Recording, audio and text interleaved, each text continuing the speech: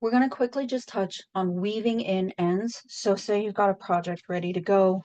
All that's left are all of these little tails to get done.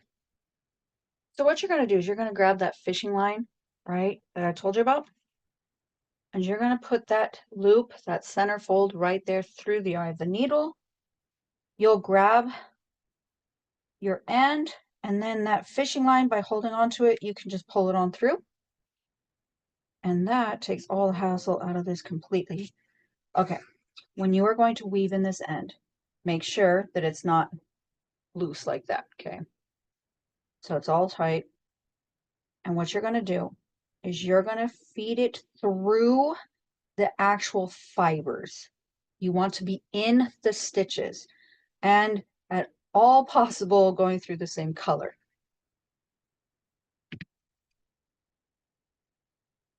You'll just pull that through. Okay. Now you also don't want to pull it too tight that things get puckered. But okay, so you go back through the fibers of at least 3 stitches. There's your second time. It's still pulling pretty easy. And your third time. Again, we are going through the fibers, through the center of those stitches as much as possible. Ta-da, 3 times at least. And then that's what you'll trim as close to your work as possible. Okay, no big deal, right? Now you just got to go through and you weave in all the different ends that you have.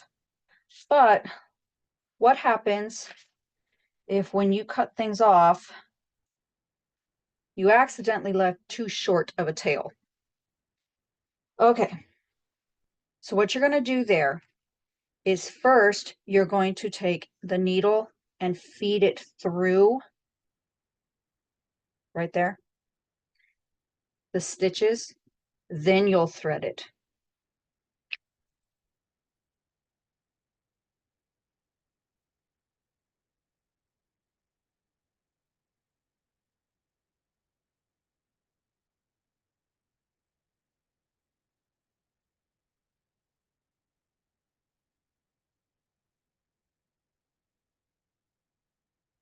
Pull it back through, ta-da.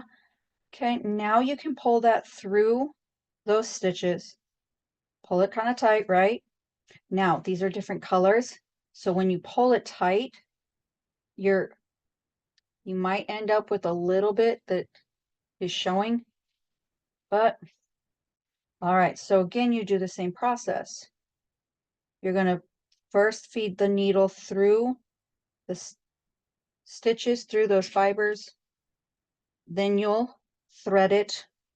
Maybe I just lost the dang fishing line. Aha, there it is.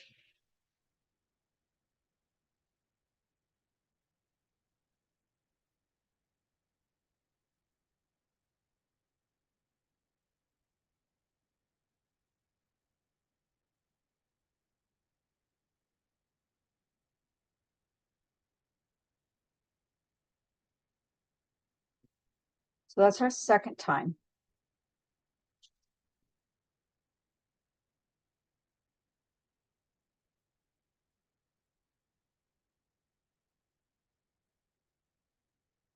All right.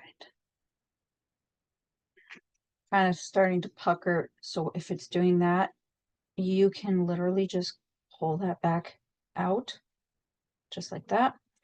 All right, we got one more to go through.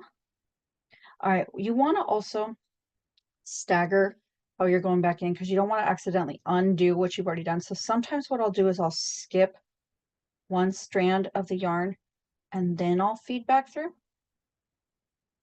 So just another little tip so that you're really anchoring things in, not undoing the work you've already done. Though generally, if you go through fibers, you're not undoing anything. They are now stuck that way. That didn't work.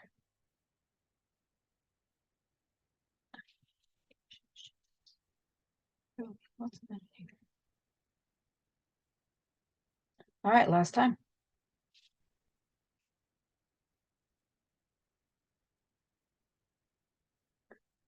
And so now you'll trim that as close to your work as possible.